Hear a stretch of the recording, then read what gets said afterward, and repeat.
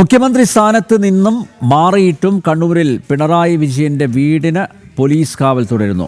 പിണറായി പാണ്ഡ്യാലമുക്കിലെ വീടിന് മുന്നിലാണ് കാവൽ തുടരുന്നത്. ശുചിമുറി സൗകര്യം പോലുമില്ലാത്തിടത്ത് പോലീസുകാരുടെ ജീവിതം നിർത്തിയിട്ട ജീപ്പിനുള്ളിലാണ്.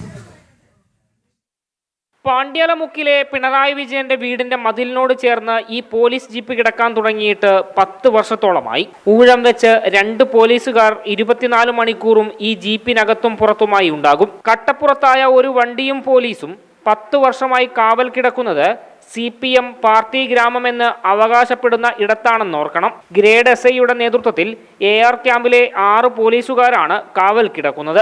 മഴ വന്നാലും വെയിൽ വന്നാലും ഈ ജീപ്പ് തന്നെ പോലീസുകാർക്ക് ആശ്രയം. ശുചിമുറി സൗകര്യം പോലും ഇല്ലാതെയാണ് പോലീസിന്റെ ഈ ദുരിത കാവൽ. ഈ ഒരു സാധാരണ വെക്കുക എന്ന് പറഞ്ഞാൽ ആളുകളിൽ അനാവശ്യമായ ഒരു ഭയം നിർമ്മിക്കുക എന്നുള്ളതാണ്. അപ്പോൾ നമ്മളങ്ങനെ കയറി വരുന്ന സമയത്ത് കാണുന്നത് വെച്ചാൽ പോലീസാണ്. അപ്പോൾ നേരെ ഇപ്പുറത്താണ് ഇത് ആരുടെ വീടാണ് എന്ന് നമ്മൾ ഞെട്ടിപ്പോകും. അപ്പം ഇങ്ങനെ തികച്ചും അനാവശ്യമായിട്ടൊരു ഭീതി നിർമ്മിക്കുക, ആ ഭീതിയിൽ ഇയാൾ ആനന്ദിക്കുകയാണ് ചെയ്യുന്നത്. ശരിക്കും അത് ആനന്ദിക്കുന്നത് വാസ്തവത്തിൽ ഏറ്റവും ദുർബലൻ്റെ ഒരു വളരെ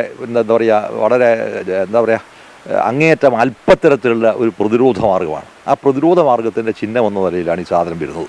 അതുകൊണ്ട് ഇത് ആണ് നിശ്ചയമായും അടിയന്തരമായി അതാണ് എടുത്തു മാറ്റേണ്ടതാണ് ആ സംഭവം. പിണറായി വിജയൻ മുഖ്യമന്ത്രിയായതിനു പിന്നാലെയാണ് സുരക്ഷാ പ്രശ്നം ചൂണ്ടിക്കാട്ടി പോലീസ് കാവൽ ഏർപ്പെടുത്തിയത്. എന്നാൽ പാർട്ടിയും പാർട്ടിക്കാരും മാത്രമുള്ള പ്രദേശത്ത് എന്തിനാണ് ഇനി ഈ പോലീസ് സുരക്ഷ എന്ന ചോദ്യവും ഉയരുന്നുണ്ട്. ജനം, കണ്ണൂർ.